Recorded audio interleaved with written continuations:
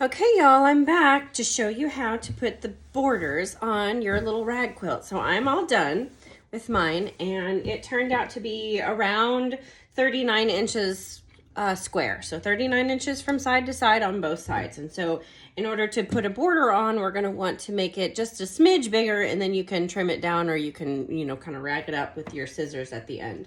So that's what we're gonna do. We're gonna add a border to one side. And so I'm gonna show you how to do that.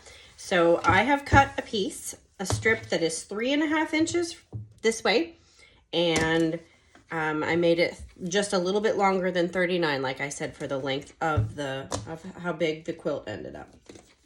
And so we have it exactly the same as our quilt sandwiches. We have the front and the back, and then it's got the batting in the middle. And so what we're gonna do is the same thing.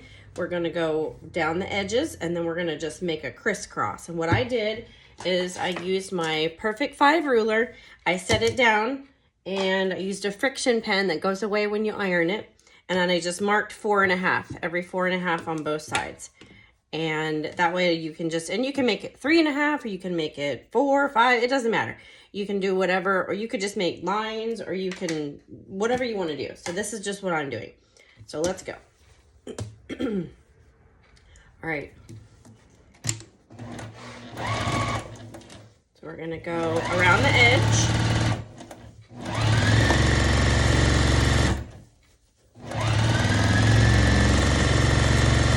And just make sure you're catching both sides. Again, the rag quilts are a really easy way to not have to think or really worry about anything. So just have fun.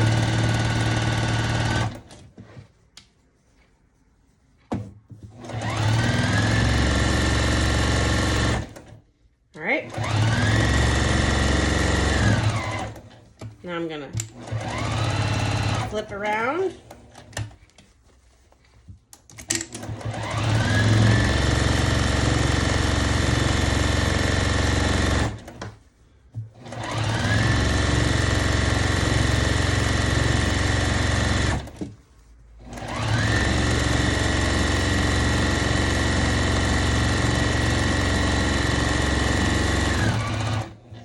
Okay, and now we're gonna go to the edge here. And so, like I said, we're just going to pivot and try to reach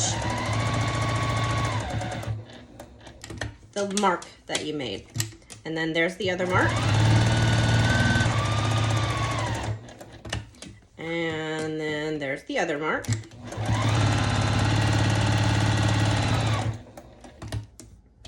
And there's the other mark.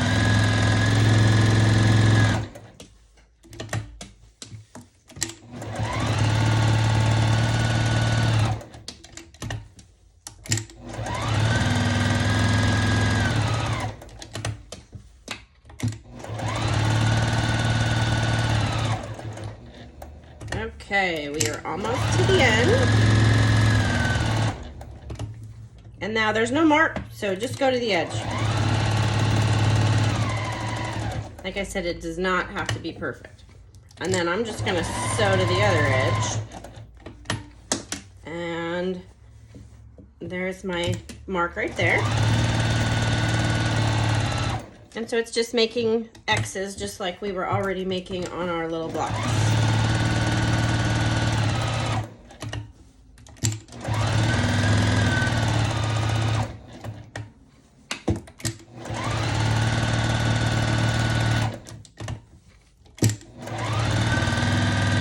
My lines are definitely not perfect.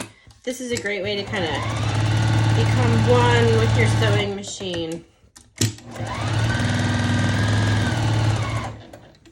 After it's washed, it's gonna look super cute. And then I'm just gonna go back to the corner.